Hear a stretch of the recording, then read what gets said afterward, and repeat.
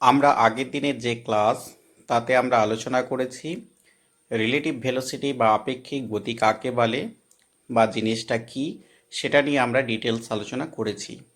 তো আজকে আমরা সংক্ষিপ্ত আকারে একটু বলে নিই যে ধরো মনে করি প্রথম বস্তুটার গতিবেগ v1, দ্বিতীয় বস্তুর গতিবেগ যদি v2 হয়, দ্বিতীয় বস্তু সাপেক্ষে প্রথম বস্তুর গতিবেগ কি হবে না ভি কার গতিবেগ ওয়ান, প্রথম বস্তুর গতিবেগ দ্বিতীয় সাপেক্ষে, অর্থাৎ প্রথম বস্তুর v1 হলো কার সাপেক্ষে দ্বিতীয় সাপেক্ষে, অর্থাৎ v12 লিখলাম।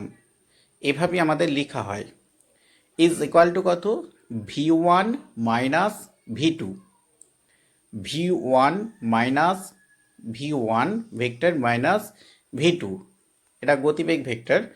যাই হোক, এদের যদি আমরা মান নিই অর্থাৎ রিলেটিভ ভেলোসিটির যদি মান ক্যালকুলেশন করি তাহলে দেখো এটা একটা মাইনাস আর একটা মানে বিয়োগের যে নিয়ম অনুসারে আমাদের ভেক্টর বিয়োগ হবে এটা, অর্থাৎ v1 square plus v2 square minus twice v1 v2 cos theta. এখানে থিটা কি না v1 এবং v2র মধ্যবর্তী কোণ হচ্ছে থিটা। ঠিক আছে, ধরো কোনো একটা দিক v1, অন্য আরেকটা দিক v2, দুটো পরস্পর গতিশীল, এই দুটো গতির মধ্যবর্তী কোণ যদি অর্থাৎ গতিবেগ একটা ভেক্টর দুটো ভেক্টরের মধ্যবর্তী কোণ যদি থিটা হয় তাহলে সেই থিটাটাই হলো এখানের এই থিটা। ঠিক আছে, তাহলে আমরা রিলেটিভ ভেলোসিটির যে মান প্রথম বস্তু দ্বিতীয় বস্তুর সাপেক্ষে প্রথম বস্তুর যে রিলেটিভ ভেলোসিটি সেটা আমরা ক্যালকুলেশন করলাম। বৃষ্টির আপেক্ষিক গতিবেগ আমরা আগের দিন পড়েছিলাম যে বৃষ্টির আপেক্ষিক গতিবেগের ক্যালকুলেশন কিভাবে হয়। ধরো কোনো একজন ব্যক্তি প্রথম একটা বৃষ্টির গতিবেগকে আমরা ধরে নিচ্ছি ভূমির সাপেক্ষে, এগুলো ভিআর, সেটা নিচের দিকে পড়ছে এবং ব্যক্তি হচ্ছে সামনের দিকে এগিয়ে যাচ্ছে, আমরা তার গতিবেগটাকে ধরে নিচ্ছি ভিএম। সামনের দিকে দেখো, এটাকে ধরে নিচ্ছি ভিএম। ঠিক আছে, এটা হচ্ছে ব্যক্তির যে গতিবেগ, এটা হলো বৃষ্টি নিচের দিকে পড়ে উপর থেকে নিচের দিকে, তার জন্য এটাকে ভিআর ধরে নিচ্ছি, রেন অনুসারে ভিআর। এরপরে আমরা যদি বলি ব্যক্তি সাপেক্ষে বৃষ্টির আপেক্ষিক গতিবেগ, এখন যার সাপেক্ষে বলি তার নেগেটিভ ভ্যালু নিতে হয়। ঠিক আছে, অর্থাৎ যে এখানে ভি এমটা যেটা নিয়েছি তার আমরা বিপরীত নেব।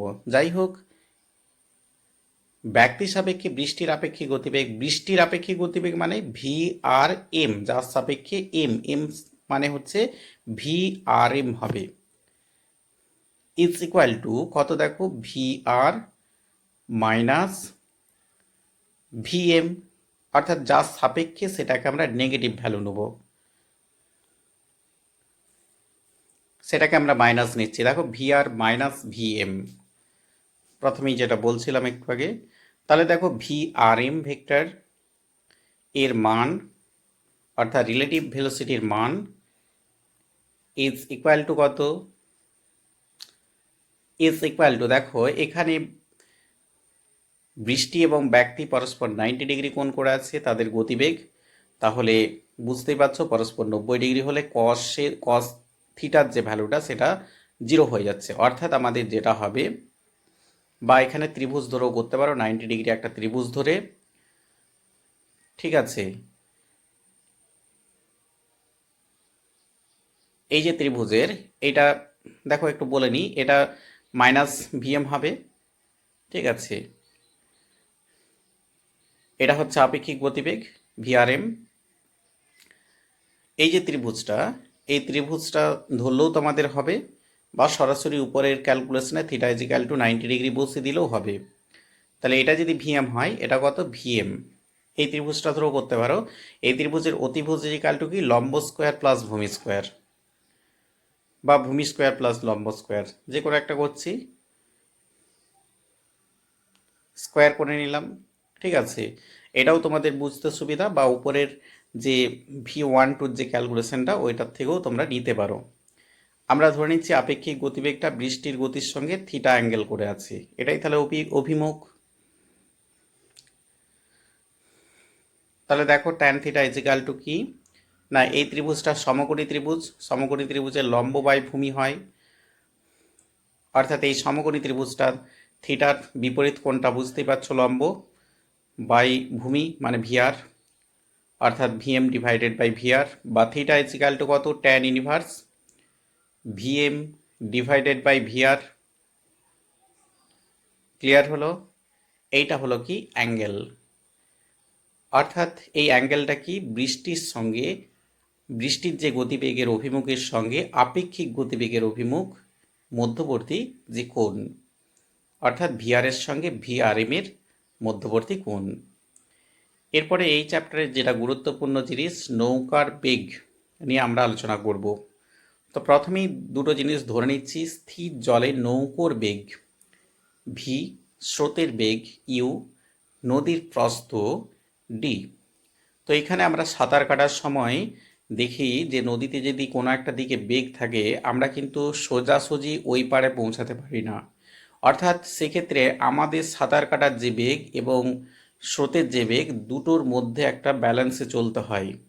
তো দেখা যাক, দেখো আমরা একটা নদীর পাড় এঁকেছি, ঠিক আছে, ধরো এই বরাবর তুমি সাঁতার কাটছো বা নৌকো নিয়ে যাচ্ছ, নৌকোর বেগ। এবার তুমি কি করছো, এবার দেখো এইটা হচ্ছে স্রোতের বেগ, অর্থাৎ নদীতে স্রোত আছে, স্রোত এই বরাবর, ঠিক আছে, আর নদীটা চওড়া হচ্ছে ডি। তাহলে দুটো পাড় বুঝতেই পারছো, দুদিকে দুটো পাড়, নদীটা চওড়া হচ্ছে ডি প্রস্থ, যাকে বলা হয় স্রোতের বেগ ইউ, নৌকো বা তুমি যদি সাঁতার কাটো তোমার বেগ হচ্ছে ভি। তাহলে তুমি কোন দিক বরাবর যাবে, এই স্রোত এবং তোমার যে গতিবেগের যে লব্ধি, অর্থাৎ দেখো কর্ণ একটা টেনেছি কর্ণের মতন করে, অর্থাৎ ভি এবং ইউ ভেক্টরের যে লব্ধি সেই বরাবর আমরা টেনেছি, ঠিক আছে। এইটা এখানে একটা অ্যারো দিচ্ছি, এটাকে ডাব্লিউ ধরে নিচ্ছি, এইটা হচ্ছে লব্ধি, অর্থাৎ এটাই হলো আপেক্ষিক গতিবেগ। এখানেও দেখো ইউ এবং ভি এর মধ্যবর্তী কোণ 90 ডিগ্রি, তাহলে যে লব্ধিটা হচ্ছে সেটা দেখো কত হচ্ছে, অর্থাৎ cos 90 ডিগ্রি তো 0, তাহলে লব্ধিটা এটা হবে। আমরা ধরে নিচ্ছি নৌকোর সঙ্গে যে লব্ধিটা সেটা ফাই কোণ করে আছে, অর্থাৎ নৌকোর বেগ এবং লব্ধি বেগ পরস্পর ফাই কোণ করে যদি থাকে, তাহলে ট্যান ফাই ইজিক্যাল টু কি, না ট্যান ফাই ইজিক্যাল টু, দেখো এটা একটা ত্রিভুজ ধরেও করতে পারি, আমাদের বুঝতে সুবিধা হয়। দেখো এটা ইউ, তাহলে এই একটা সমকোণী ত্রিভুজ, সমকোণী ত্রিভুজের ফাই কোণ বুঝতে পারছো, 90 ডিগ্রি কোণও কোণটা বুঝতে পারছো, অতিভুজ তাহলে বুঝতে পারছো, tan phi is equal to লম্ব বাই ভূমি, ঠিক আছে, লম্ব হচ্ছে ইউ ওই যে ত্রিভুজটার, এবং ভূমি হচ্ছে ভি। এরপরে নদী পারাপারের জন্য প্রয়োজনীয় সময়টা কি হবে, না আমাদের দেখো ভি বেগটা সজ্জা ওই পাড়ের জন্য আছে, অর্থাৎ প্রস্থ বরাবর ভি বেগটা, তাহলে ভি ভি বেগটা, এই বেগে আমাদের ডি দূরত্ব যেতে কত সময় লাগবে, না ডি ডিভাইডেড বাই ভি। আমাদের যে একমাত্রিক গতি চ্যাপ্টারে এস সমান ভিটি, এটা সূত্রটা পড়েছিলাম, এই সূত্রটার সঙ্গেই সূত্রটা থেকেই কিন্তু আসছে T is equal to D by V. আমাদের এই ইকুয়েশনটা মনে রাখতে হবে, অর্থাৎ ওমেগা ইজ ইকুয়াল টু কি, tan phi is equal to কি, সেটাও মনে রাখতে হবে বা বুঝে নিতে হবে, এবং টাইমটা কিভাবে আসছে, পারাপারের সময়টা, সেটাও আমাদেরকে বুঝে নিতে হবে। তো এইগুলো একটু মাথায় রাখবে। এরপরে দেখো নদী পারাপারের ক্ষেত্রে ন্যূনতম দূরত্বে নদী পারাপার, এখন ন্যূনতম দূরত্ব মানে কি, মানে আমরা সর্বনিম্ন যে দূরত্ব অতিক্রম করে নদীটা পার হতে পারবো, এপার থেকে সেপার যেতে পারবো, অর্থাৎ আমাদেরকে যে নদীর স্রোত, ধরো ইউ বেগে যে স্রোত, সেই স্রোতের সঙ্গে সজ্জা উলম্বভাবে যেতে হবে, ঠিক আছে, এইভাবে যদি যাই আমরা ন্যূনতম দূরত্বে পারাপার হতে পারবো, অর্থাৎ লব্ধিটাকে এটা হতে হবে, ঠিক আছে। তাহলে দেখো স্রোতের বেগ আমরা ইউ দিয়েছি, আর নৌকোর বেগটাকে এখনো দিইনি, লব্ধিটাকে আমাদের কি হতে হবে, না সজ্জা একদম তোমার স্রোতের বেগের সঙ্গে লম্বভাবে হতে হবে, ঠিক আছে। দেখো শর্ত হচ্ছে আমরা লিখেও দিয়েছি, ডাব্লিউ এবং ইউ সমকোণে অবস্থিত হতে হবে। এক্ষেত্রে নৌকোর বেগ এবং স্রোতের বেগ ইউ, নৌকোর বেগ ভি ধরে নিতেই পারি। তাদের যে লব্ধি অর্থাৎ ডাব্লিউ, সেটা কি হবে না স্রোতের বেগের সঙ্গে 90 ডিগ্রি কোণ করতে হবে। দেখো এটা নৌকোর বেগ ভি, এইভাবে চালনা করতে হবে। এটা হচ্ছে লব্ধি, এটা এটা স্রোতের বেগ। ঠিক আছে, ডাব্লিউটা কীরকম বুঝতেই পারছো, অর্থাৎ ডাব্লিউর সঙ্গে স্রোতের বেগ 90 ডিগ্রি কোণ করে আছে বা লম্ব। এবার দেখো এই যে সামন্তরিকটা, এই সামন্তরিকের এই উপরের বাহুটা এটা কত ইউ। ঠিক আছে, এবারে দেখো এই সামন্তরিকের যে কর্ণ, যেটাকে আমরা ডাব্লিউ বলেছি, সেই ডাব্লিউটায় লব্ধি, সেই লব্ধি ইজ ইকুয়াল টু কী হবে না এই যে ত্রিভুজটার থেকে আমরা করে নেব। ঠিক আছে, দেখো এই যে ত্রিভুজটা, এটা সমকোণী ত্রিভুজ। এই সমকোণী ত্রিভুজের কোনটা অতিভুজ, কোনটা ভূমি, কোনটা লম্ব বুঝতেই পারছো। তাহলে আমাদের হবে কি ডাব্লিউ ইজ ইকাল টু না অতিভুজের স্কোয়ার মাইনাস ভূমি স্কোয়ার, লম্ব স্কোয়ার। তাহলে অতিভুজের স্কোয়ার মাইনাস লম্ব স্কোয়ার, এই সমকোণী ত্রিভুজটা ধরে তোমরা দেখবে যে এটাই হচ্ছে ডাব্লিউ ইজ ইকাল টুর মানটা এটা হচ্ছে। এটা যদি থিটা হয় তাহলে ইউটা হচ্ছে লম্ব আর ভিটা হচ্ছে অতিভুজ, তাহলে অতিভুজের স্কোয়ার মাইনাস লম্ব স্কোয়ার। বোঝা গেল? এবং এখানের যে অ্যাঙ্গেলের সাইন নিচ্ছি, বাদ বাকি ক্ষেত্রে ট্যান নিতাম, অ্যাঙ্গেলের সাইন নিলে আমাদের সুবিধা হয়, ইউভি দ্বারা প্রকাশ করা যায়। Sine theta is equal two, দেখো এই কোণটা 90 ডিগ্রি, মানে এটা একটা সমকোণী ত্রিভুজ, তাহলে লম্ব কোণটা অতিভুজ কোণটা বুঝতে পারছো, তাহলে লম্ব ডিভাইডেড বাই অতিভুজ, এটা হচ্ছে সাইন থিটা। এখান থেকে থিটার মান পেয়ে যাবে তোমরা, এটা একটু মাথায় রাখবে।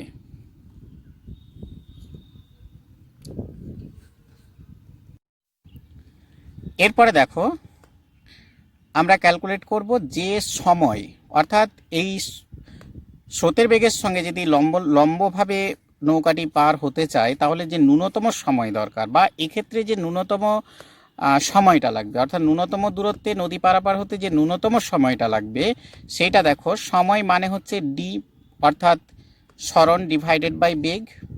এখানে লব্ধি বেগের মান কত না আমরা করেছি V square minus root over V square minus U square, সেটাই আমরা লিখে নিলাম। এইটা হচ্ছে সময়, এই সময়টা লাগবে পারাপার হতে। এরপরে আমরা ক্যালকুলেট করব ন্যূনতম সময়ে নদী পারাপার, অর্থাৎ আমরা সর্বনিম্ন সময়ে নদী পারাপার হতে গেলে কিভাবে পারাপার হব সেটা একটু দেখে নেব। দেখো কন্ডিশন হচ্ছে যদি ইউ এবং ভি এর মধ্যবর্তী কোণ হয় 90 ডিগ্রি। যদি এই দুটোর কোণ 90 ডিগ্রি হয়, অর্থাৎ স্রোতের বেগের সঙ্গে নৌকোর বেগ যদি পরস্পর 90 ডিগ্রি কোণ করে থাকে, তাহলে আমরা ন্যূনতম সময়ে নদী পারাপার হতে পারবো।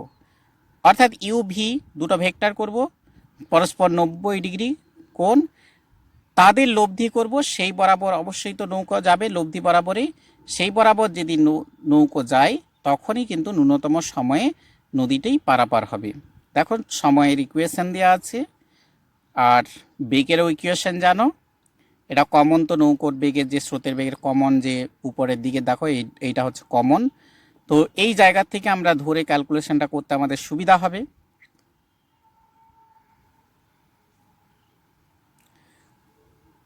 আমরা ডাব্লিউ ইজিক্যাল টু কী পাচ্ছি দেখে নাও, এবং টি ইজিক্যাল টু কী পাচ্ছি একটু দেখে নেব। তো ডাব্লিউ ইজিক্যাল টু তো সবাই জানি, ছবিটা আমরা এঁকে নিচ্ছি, এটা হচ্ছে ইউ, এটা হচ্ছে ভি, ইউ ভি পরস্পর 90 ডিগ্রি, তাদের লব্ধি দেখো এইটা হচ্ছে তাদের লব্ধি ডাব্লিউ।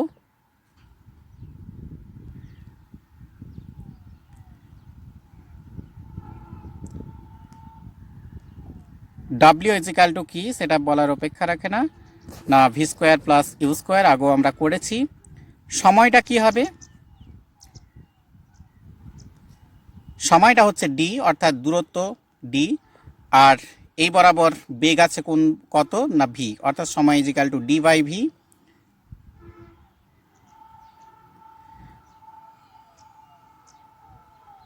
ঠিক আছে, এই সময়টা লাগবে, অর্থাৎ ন্যূনতম সময় নদী পারাপার হতে যে সময়টা লাগবে সেটা দেখো, এবং কোন দিকে নৌকো যাবে, পরস্পরের মধ্যে স্রোতের বেগ এবং নৌকোর বেগের মধ্যে কোণ কত সেটাও আমরা দেখলাম।